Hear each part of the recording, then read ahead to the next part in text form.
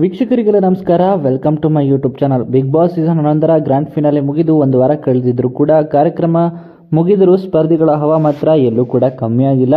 Big boss ಮನೆಯೊಳಗಿಂದ ಹೊರ ಬಂದಿರುವ 6 finale ಸ್ಪರ್ಧಿಗಳು ಈಗ ಸಂದರ್ಶನಗಳಲ್ಲಿ ಬ್ಯುಸಿಯಾಗಿದ್ದಾರೆ.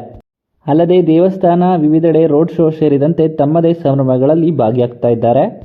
ಇನ್ನು ಬಿಗ್ ಬಾಸ್ ಸೀಸನ್ 11ರಲ್ಲಿ ವೈಲ್ಡ್ ಕಾರ್ಡ್ ಎಂಟ್ರಿ ಪಡೆದ ಹಾಡುಗಾರ ಹನುಮಂತ ಬಿಗ್ ಬಾಸ್ ಟ್ರೋಫಿ ಗೆದ್ದಿದ್ದು, ನಟ ತ್ರಿವಿಕ್ರಮ್ ರನ್ನರ್ ಅಪ್ ಆಗಿದ್ದಾರೆ.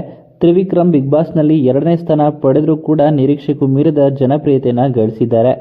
ಈ ಒಂದು ಶೋನಿಂದ ತ್ರಿವಿಕ್ರಮ್ ಅಭಿಮಾನಿಗಳ ಸಂಖ್ಯೆ ಗಣನೀಯವಾಗಿ ಹೆಚ್ಚಾಗಿದೆ ಅಂತಲೇ ಹೇಳ್ಬೋದು.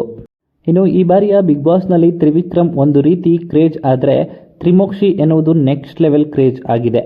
ಬಿಗ್ ಬಾಸ್ ಸ್ಪರ್ಧಿಗಳಾದ ತ್ರಿವಿಕ್ರಮ್ ಹಾಗೂ ಮೋಕ್ಷಿತಾ ಹೆಸರನ್ನು ಒಟ್ಟಾಗಿ ತ್ರಿಮೋಕ್ಷಿ ಎಂದು ಹ್ಯಾಶ್ಟ್ಯಾಗ್ ರಚಿಸಿರುವ ಅಭಿಮಾನಿಗಳು ಅವರಿಬ್ಬರ ಜೊತೆಯಾಗಿರುವ ಫೋಟೋ ಹಾಗೂ ವಿಡಿಯೋಗಳನ್ನ ಸೋಷಿಯಲ್ ಮೀಡಿಯಾದಲ್ಲಿ ಪೋಸ್ಟ್ ಮಾಡ್ತಾ ಇದ್ರು.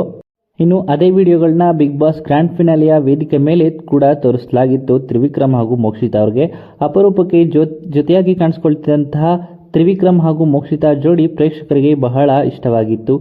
ಹೀಗಾಗಿ ಮೋಕ್ಷಿತಾ ಅವರ ಬಗ್ಗೆ ತ್ರಿವಿಕ್ರಮ್ ಅವರ ಬಗ್ಗೆ ಮೋಕ್ಷಿತಾ ಬಳಿ ಪ್ರಶ್ನೆ ಮಾಡುತ್ತಲೇ ಇರುತ್ತಾರೆ. ಇದೀಗ ತ್ರಿವಿಕ್ರಮ್ 100 ದಿನಗಳು ತಮ್ಮ ಜೊತೆಲಿದ್ದ ಭವ್ಯಗಿಂತ ಮೋಕ್ಷಿತಾ ಅವರೇ ಚಂದ ಎಂದು ನೀಡಿರುವ ಹೇಳಿಕೆ ಎಲ್ಲ ಕಡೆ ವೈರಲ್ ಆಗ್ತಾ ಇದೆ.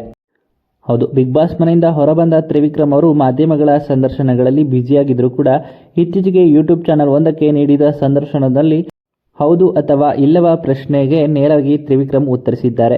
ಈ ವೇಳೆ ಭವ್ಯಗಿಂತ ಮೋಕ್ಷಿತಾ ಅವರೇ ಚಂದ ಎನ್ನುವ ಪ್ರಶ್ನೆಗೆ ತ್ರಿವಿಕ್ರಮ್ ಅವರು ಹೌದು ಎಂದು ಉತ್ತರಿಸಿದ್ದಾರೆ.